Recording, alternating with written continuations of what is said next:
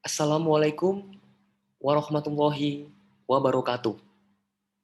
Halo semuanya, di video kali ini saya akan menjelaskan materi tentang penilaian obligasi.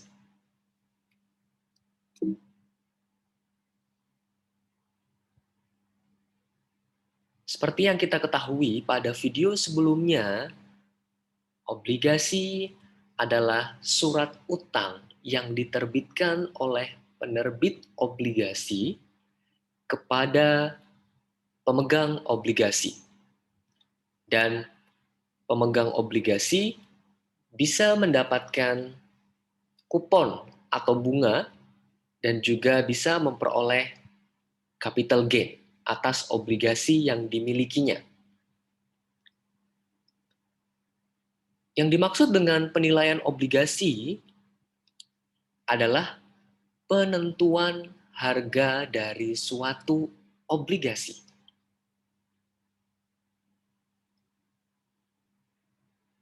Di mana penilaian sekuritas, ya, penilaian saham, ataupun penilaian obligasi pada umumnya menggunakan konsep present value atau nilai sekarang di dalam menentukan harga atau nilai dari sebuah obligasi. Jadi di dalam penilaian obligasi, kita tetap menggunakan konsep present value atau nilai sekarang.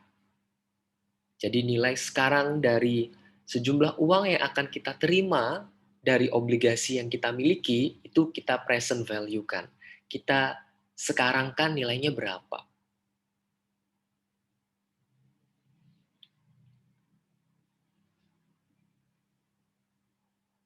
Nilai atau intrinsik obligasi dapat diestimasi dengan mendiskonto semua aliran kas yang berasal dari pembayaran kupon ditambah pelunasan obligasi sebesar nilai par pada saat jatuh tempo. Ya, jadi kita karena menghitung atau menggunakan konsep present value, maka kita menggunakan konsep diskonto dari semua aliran kas yang berasal dari pembayaran kupon ditambah pelunasan obligasi sebesar nilai par pada saat jatuh tempo dari obligasi yang bersangkutan. Setidaknya ada 3 faktor yang mempengaruhi nilai intrinsik obligasi. Yang pertama adalah kupon atau bunga yang akan diperoleh oleh pemegang obligasi ataupun bunga yang harus dibayarkan oleh pemilik atau penerbit obligasi. Yang kedua adalah waktu jatuh tempo. Seberapa lama obligasi itu jatuh temponya. Itu akan menentukan nilai intrinsik dari suatu obligasi. Lalu yang ketiga adalah nilai par. Nilai par ini adalah nilai obligasi yang tertera, yang tercantum di dalam surat obligasi tersebut. Itu namanya adalah nilai par. Inilah 3 faktor yang dapat mempengaruhi nilai intrinsik obligasi.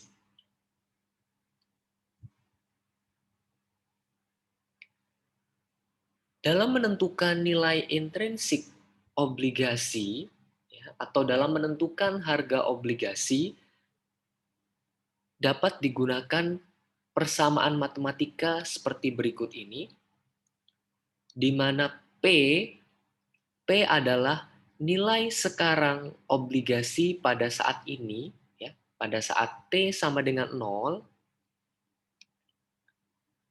ya, P nilai sekarang atau harga obligasi adalah sigma dari T sama dengan 1 hingga 2 kali N.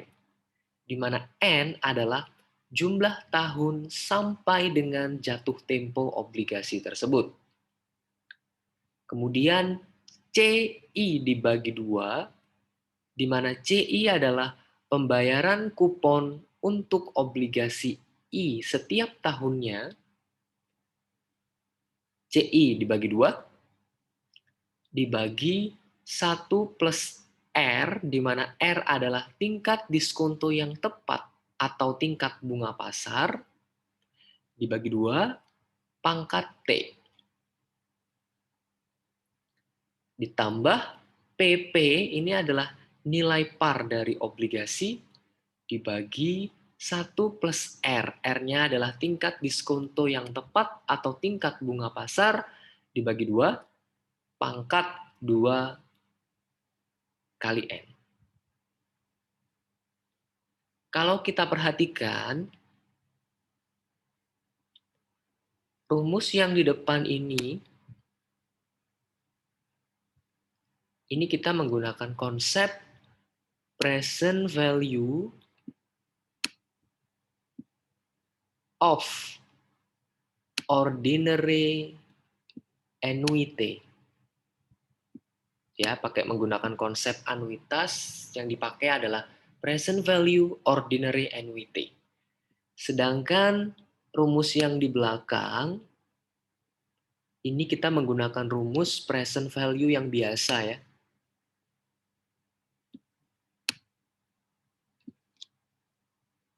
Kita menggunakan rumus present value yang biasa, di mana nilai sebuah obligasi, nilai par ya, di sini yang dimaksud nilai par, dibagi dengan, ini nilai parnya dibagi dengan 1 plus bunga yang dibagi 2, pangkat 2 kali N. Karena umumnya obligasi itu dibayarkan setahun itu 2 kali ya, atau dibayarkan setiap semester sekali.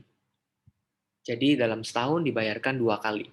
Sehingga kalau misalkan obligasi itu umurnya 10 tahun, maka 10 kali 2. Periodenya sebanyak 20 kali. Begitu ya. Jadi rumus yang di depan menggunakan present value ordinary annuity, yang di belakang menggunakan rumus present value.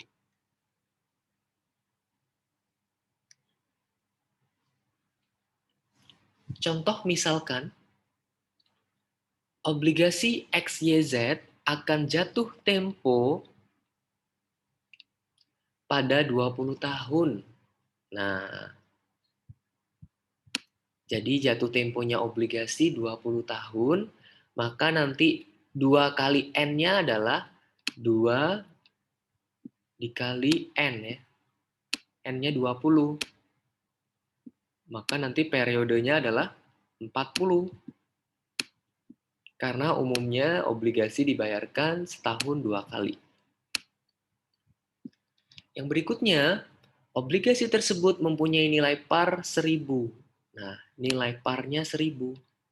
Berarti ini adalah nilai PP-nya. Oke. Dan memberikan kupon sebesar 16% per tahun. Kuponnya 16% per tahun. Berarti CI ya.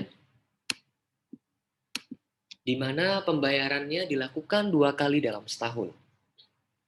Jika diasumsi bahwa tingkat bunga pasar, nah nilai R-nya adalah 16%, jangan lupa nanti bunganya dibagi 2 ya. Karena ada keterangan bahwa pembayaran bunga dilakukan 2 kali dalam setahun. Artinya bunga ini perlu kita bagi 2 nantinya. 16% dibagi 2 ya, atau 8%, itu adalah R-nya.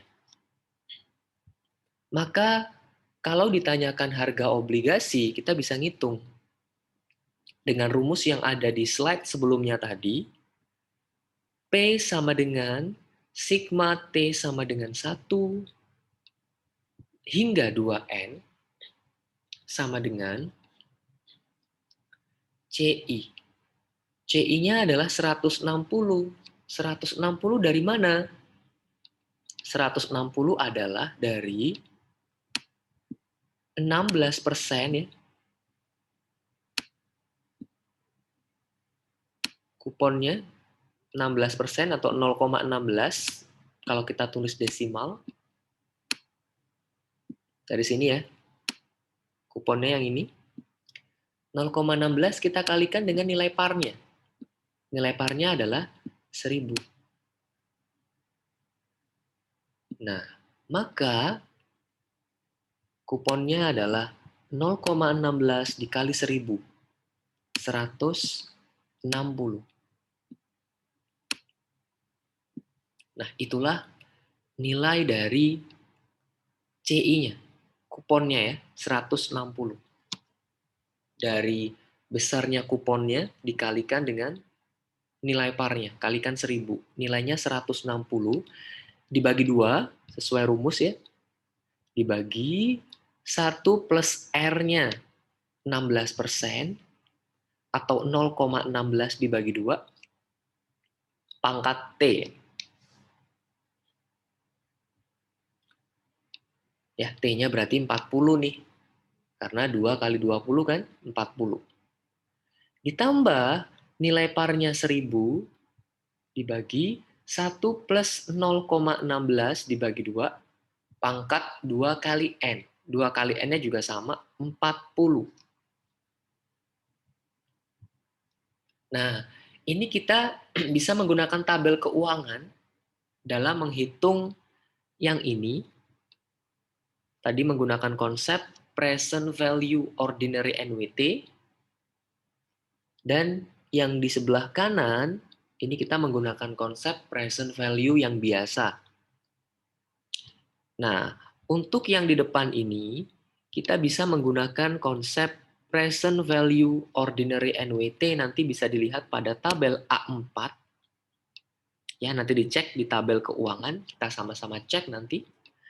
Lalu kemudian, untuk yang present value biasa, kita menggunakan tabel A2. Ya, di mana untuk soal ini kita tahu bahwa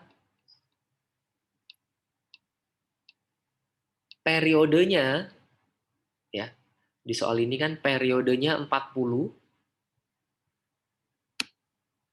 Oke, periodenya 40 dan bunganya adalah 8%.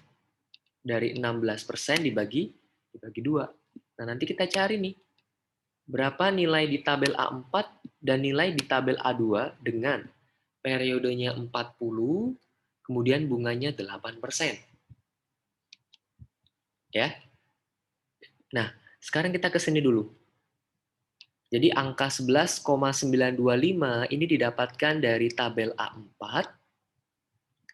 Kemudian 0,046 ini didapatkan dari tabel A2. Nanti kita sama-sama cek. Nah, kita selesaikan dulu ya dari sini. 160 dibagi 2 itu adalah 80. Oke, kemudian, nah ini kok dikali, Pak? Nah, ini dikali karena yang kita cari di tabel A4 ataupun tabel A2 ini logikanya seperti ini ya. 160 dibagi 2 kan 80.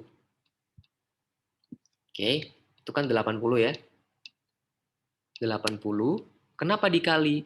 Karena sejatinya 80 itu kemudian dikali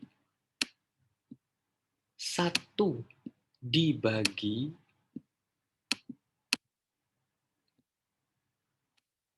1 plus 0,16 dibagi 2. Berarti langsung saja saya tulis 0,08 ya. 8 pangkat 40.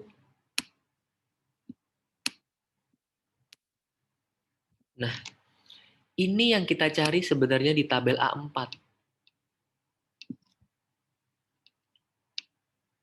Iya kan? Jadi kalau kita kembalikan, 80 dikali 1 dibagi 1 plus 0,08 pangkat 40, 80 kali 1 kan 80 ya. 80, maka kembali ke sini lagi nih. 80 dibagi 1 plus 0,08 pangkat 40. Jadi itu asal kenapa dikali. Ya, karena yang kita cari 11,925 itu dari sini. Menggunakan konsep present value, ordinary, and weighted. Begitu juga dengan yang di kanan. Ini sama dengan 1000 dikali yang ini ya. Ini sebenarnya kita pecah sama dengan 1000 dikali 1 dibagi 1 plus 0,08 pangkat 40.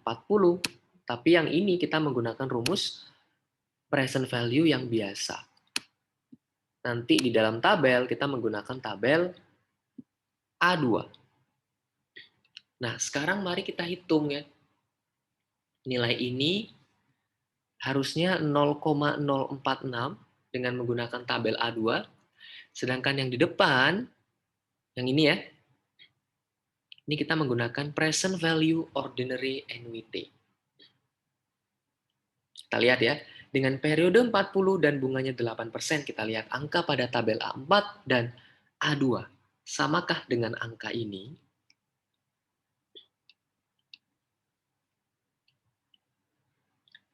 Kita langsung menuju ke tabel.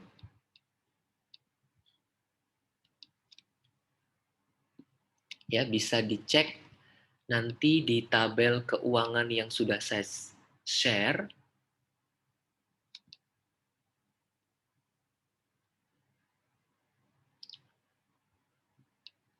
Sebentar ya, sedang saya bukakan tabel keuangannya.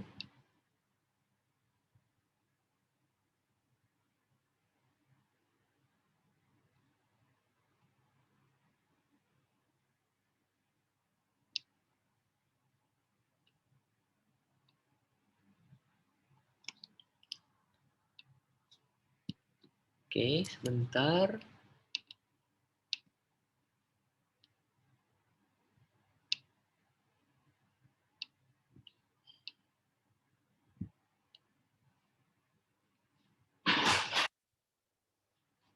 Saya akan share terlebih dahulu tabel keuangannya. Seperti ini tampilan tabel keuangan.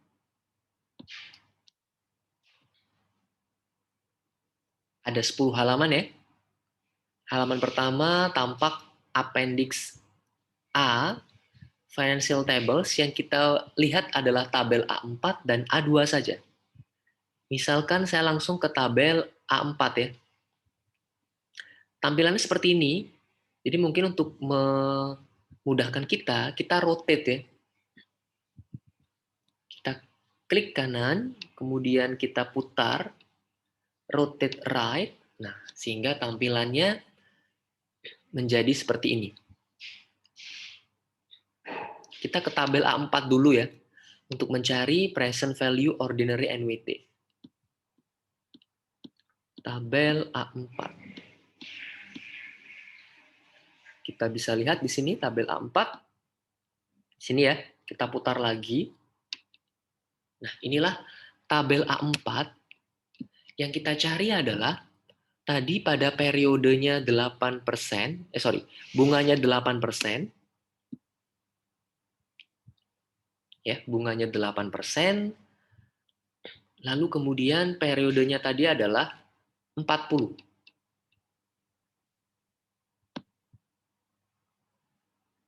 Periodenya kita lihat di sebelah sini. Ya, bunganya sebelah sini. Karena tadi bunganya 8% ya, dari 16% bagi 2. Kita lihat titik pertemuan antara bunga dengan periode ya. Periodenya tadi 40, kita lihat. Nah, periodenya 40. Nah, disinilah titik temu antara bunga 8% di sini dengan periodenya 40. Maka dari tabel A4 dengan menggunakan present value, ordinary, and weighted, nilainya adalah 11,925. Terbukti ya, sesuai dengan slide yang tadi saya tampilkan, nilainya adalah 11,925. Ini untuk yang di depan ya, angka present value ordinary NWT. Nah, sekarang kita ke tabel A2. Present value yang biasa. Ini dia, present value yang biasa. Kita putar kembali, rotate right. Nah, dengan cara yang sama, dengan bunga 8% dan periodenya 40, kita lihat titik potongnya ya, di tabel A2. Di sini 8%, 40 itu di sini. Nah, inilah perpotongan antara bunga 8% dengan periodenya 40. Bertemu pada angka 0,046. Ya, jadi yang kita lihat hanya tabel A4 dan A2 saja. Berapapun nilai periodenya, berapapun nilai bunganya, kita tinggal cari pertemuan antara titik bunganya, tingkat bunganya, dengan periode yang dimaksud. Oke, saya akan kembali ke PowerPoint kembali.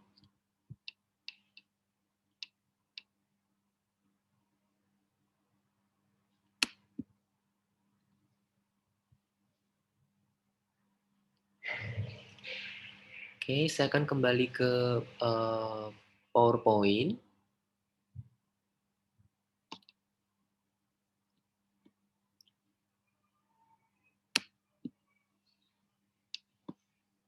Oke, jadi benar ya, angka 11,925 ini menurut tabel A4, kemudian 0,046 menurut tabel A2.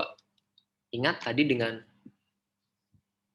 bunganya 8% dan periodenya 40. Kita tinggal hitung saja. 80 kali 11,925, 954, ditambah 1000 kalikan 0,046. Hasilnya 46. 954 tambah 46 hasilnya Rp1.000. Harga obligasi yang dimaksud adalah Rp1.000. Sama dengan nilai parnya. Ya, harga obligasinya sama dengan nilai parnya.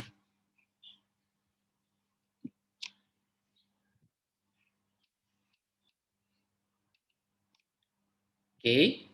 Nah, di sini bisa kita lihat sebenarnya ya. Harga obligasi sama dengan nilai parnya jika tingkat kuponnya, tingkat bunganya sama dengan tingkat bunga pasarnya, yakni sama-sama 16% ya. Maka harga obligasi sama dengan nilai par obligasi tersebut. Nah, di sini kita lihat nih teman-teman. Tingkat bunga pasar ini kan di sini sebagai pembagi ya. Artinya kalau tingkat bunganya ini semakin tinggi, apa yang terjadi? Harga obligasinya turun. Kalau tingkat suku bunganya turun, maka harganya akan naik. Ya kan? Kalau pembaginya semakin besar, ini akan kecil. Kalau pembaginya ini kecil, ini akan besar. Jadi di sini kita bisa lihat hubungannya ya. Tingkat bunga pasar naik, harga obligasi turun. Sebaliknya, tingkat bunga pasar turun, harga obligasi naik. Jadi hubungannya terbalik ya. Kita lanjutkan. Contoh 2. Nah, di contoh 2 ini misalnya soalnya sama dengan contoh 1. Ya, sama dengan contoh 1 ini, namun tingkat bunga pasarnya turun 10%. Maka harga obligasinya akan berada di atas nilai par. Ya, harga obligasinya menjadi 1.514,72. Dari mana? Nah, tingkat suku bunga pasarnya ini kita bagi dua ya, jangan lupa. 10% dibagi dua, 5%.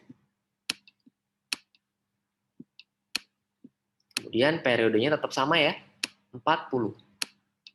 Nah, yang tinggal Anda cari adalah di tabel A4 dan A2, nilainya pada saat pertemuan antara bunga 5% dan periode 40. Jadi diubah angka ini saja. Dan angka yang saya blok warna merah. Lihat angkanya di tabel A4 dan A2. Jika bunganya 5%, kemudian periodenya 40. Jadi jika tingkat bunga pasar turun menjadi 10%, lebih kecil daripada tingkat kupon obligasi, maka harga obligasi bisa di atas nilai par ya. Silakan nanti dicek. Cek nilai tabel A2 dan A3. Sorry, A2 dan A4 ya. Ini saja Anda ganti. Cek nilai tabel A4, di sini ganti, ini tabel A2-nya. Pasti nilainya di atas 1000. Sebaliknya, kalau tingkat bunganya naik menjadi 18%, nah lebih tinggi ya dari tingkat kupon. Karena tingkat kuponnya tadi 16%, nanti tingkat bunganya 18% nih. R-nya berarti 18% bagi 2, 9% ya. Coba dicari di tabel A4 dan A2, R-nya 9%, dan N-nya 40 ya, periodenya tetap 40. Maka Anda bisa mendapatkan nilai obligasinya di bawah nilai par. Artinya nilai obligasinya di bawah 1000. Karena apa? Pembaginya semakin besar. Ya, pembaginya 9%. Kalau pembaginya semakin besar, harga obligasi menjadi semakin kecil.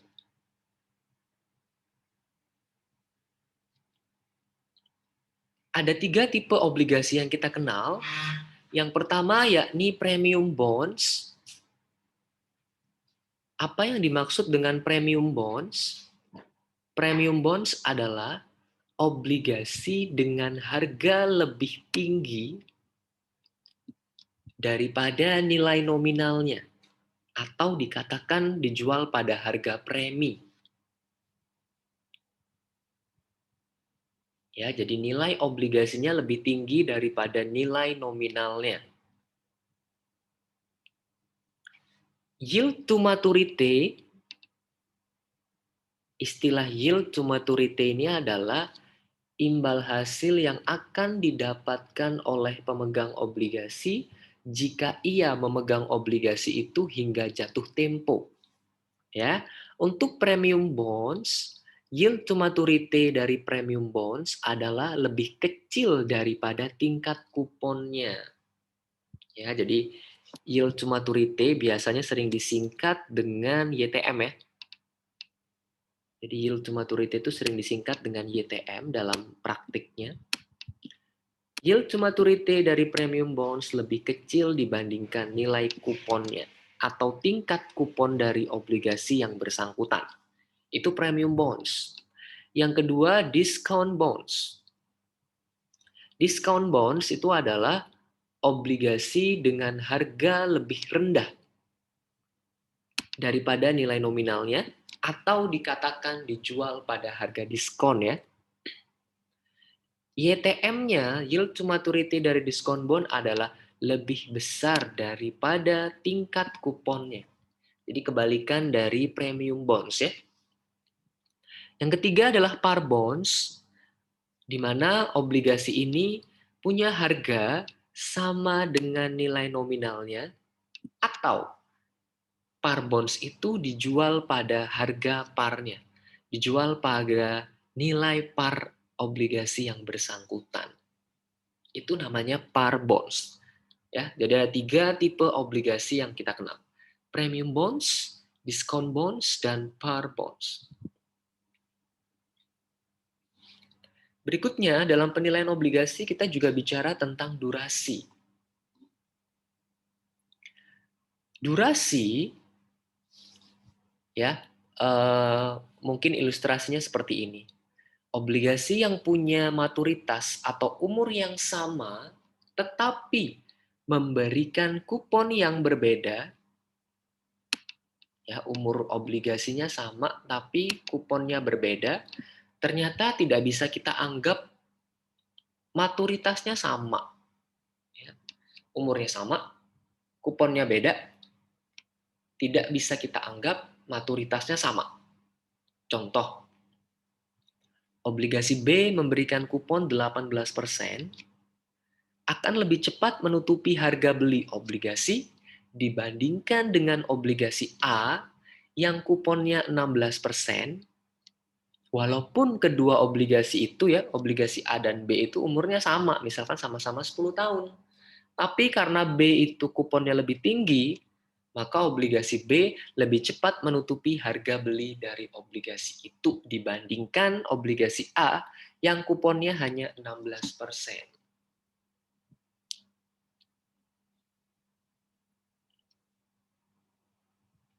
Ya, jadi ini ilustrasi tentang durasi ya. Umurnya sama, kemudian tingkat kuponnya beda, ternyata lebih cepat menutupi harga beli obligasi pada obligasi yang kuponnya lebih tinggi. Lalu apa yang dimaksud dengan durasi pada penilaian obligasi? Durasi adalah jumlah tahun yang diperlukan untuk bisa mengembalikan harga pembelian obligasi tersebut. Durasi diukur dengan menghitung rata-rata tertimbang maturitas aliran kas obligasi ya. Jadi aliran kas obligasinya dihitung rata-rata tertimbang berdasarkan konsep present value atau nilai sekarang ya. Jadi kita gunakan kembali konsep present value pada perhitungan durasi. Dan diingat durasi adalah jumlah tahun yang diperlukan untuk bisa mengembalikan harga beli obligasi yang bersangkutan. Menghitung durasi dapat digunakan dengan rumus durasi Macaulay, yakni disimbolkan dengan D besar, huruf D kapital ya. D sama dengan sigma T sama dengan 1, di mana T sama dengan 1 adalah T adalah periode di mana aliran kas diharapkan akan diterima, hingga N. N adalah jumlah periode sampai jatuh tempo. Ya. Dari apa? Dari present value cash flow-nya, dari nilai sekarang pada arus kas atau aliran kas obligasi, dibagi P, P adalah harga pasar obligasi kali T. Inilah cara menghitung durasi obligasi. Rumus ini akan mudah apabila kita terjemahkan ke dalam bentuk tabel. Seperti ini.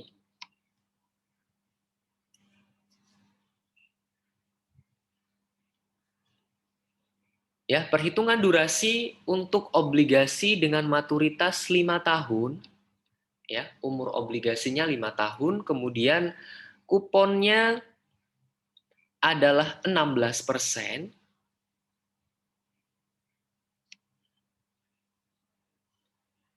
dan diperdagangkan dengan harga 1.000. Oke.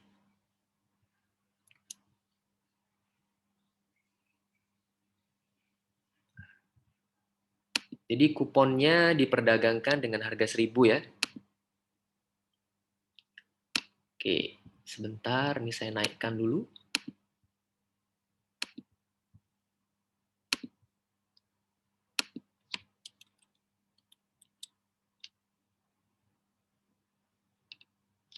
Oke ya. Nah, untuk menghitung durasi, kita bisa membuat tabel seperti ini. Oke. Tabel pertama atau kolom pertama adalah tahun ya, di sini. Kolom pertama. Karena 5 tahun maturitasnya, maka kita buat tahun pertama, kedua, ketiga, keempat, dan kelima. Kemudian kolom yang kedua adalah aliran kas dalam rupiah. Ya, ini kolom kedua maknanya. Aliran kas pada tahun pertama sampai tahun keempat itu adalah dari kuponnya. Kuponnya berapa? 16%. Ya. Kuponnya 16% kan? Atau 0,16. Kita kalikan dengan harga obligasinya, yakni 1.000. Maka kuponnya adalah sebesar Rp160.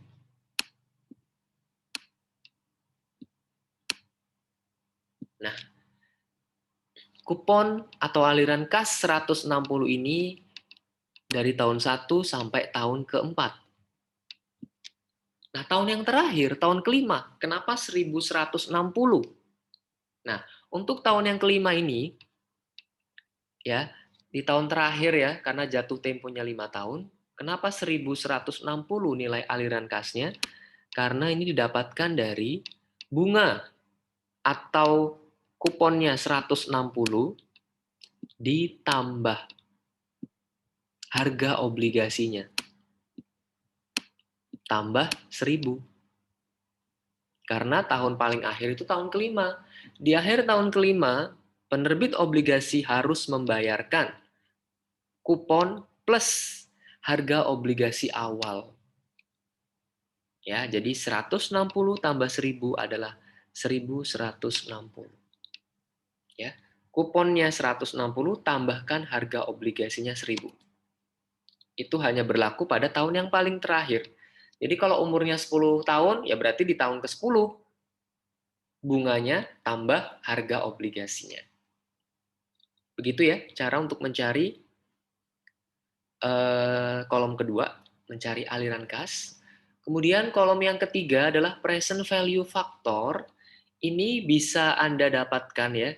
Nilai present value factor bisa dicek di tabel A2. Untuk soal ini,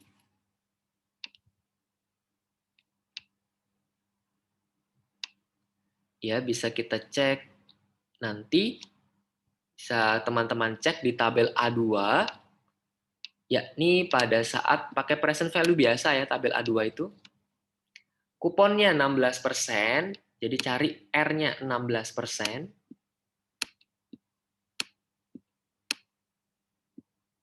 Ya, tidak dibagi 2 karena ini tidak ada keterangan kuponnya dibayar setahun 2 kali, tidak ada keterangan itu, maka R-nya 16. Kemudian N-nya atau periodenya, N-nya adalah 5 tahun. Nah, silakan dicari. Ya, N-nya 5 tahun, tetapi kita hitung satu-satu nanti.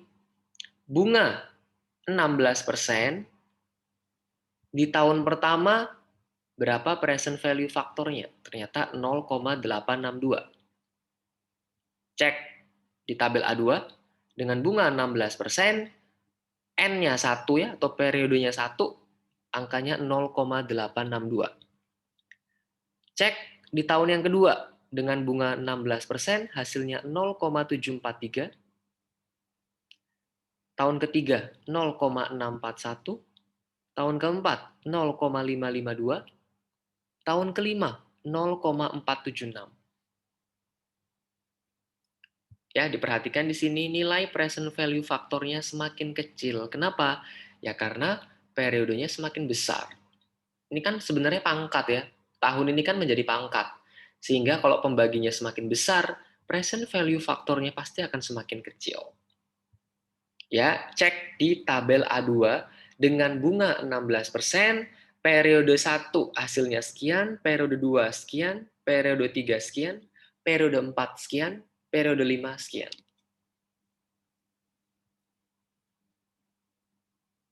Lalu kemudian kolom keempat, nilai present value didapat dari kolom kedua kalikan kolom ketiga. 160 dikalikan 0,862, hasilnya 137,92. Lalu 160 kalikan 0,743, hasilnya 118,88 ya. Begitu juga dengan tahun ketiga, Anda kalikan hingga tahun kelima, 1160 kalikan 0,476 hasilnya 552,16. Ya, ini kolom keempat dengan cara kalikan angka kolom kedua dengan kolom ketiga. Lalu kemudian kolom yang kelima didapat dari angka pada kolom keempat ya, angka-angka ini dibagi harganya. Harganya berapa? Harganya 1000. Kita bagi 1000 ya.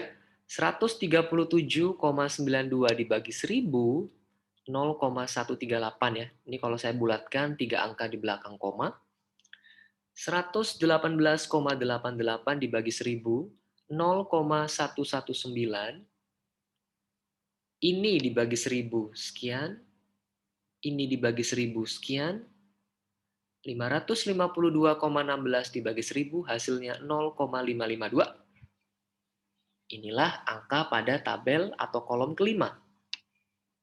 Kolom yang terakhir, kolom ke-6 itu didapat dari kolom 1 kalikan kolom 5 ya. Jadi kolom 1 ini dikalikan dengan kolom yang kelima ini. Oke, 1 kalikan 0,138 hasilnya 0,138. 2 kali 0,119 hasilnya 0,238 ya. Demikian seterusnya pada tahun ketiga, kalikan angka pada kolom keempat ya. Kolom kelima. 3 kali 0,103 sekian. 4 dikali 0,088 hasilnya 0,352. 5 dikalikan 0,552 sama dengan 2,760. Durasinya adalah kita jumlahkan saja angka yang ada pada kolom ke-6. Ini kita jumlahkan saja. Ya, 0,138 tambah 0,238 tambah 0,309 tambah 0,352 tambah 2,760, maka durasinya adalah sebesar 3,797. 3,797 tahun. Waktu yang dibutuhkan untuk mengembalikan harga obligasi sebesar Rp1.000. Kan durasi tadi berbicara jumlah tahun yang dibutuhkan untuk mengembalikan harga beli obligasi ya. Untuk soal ini durasinya adalah 3,797 tahun. Demikian materi yang dapat saya sampaikan terkait penilaian obligasi. Semoga materi ini dapat dipahami dengan baik. Sampai jumpa pada video-video berikutnya. Wassalamualaikum warahmatullahi wabarakatuh.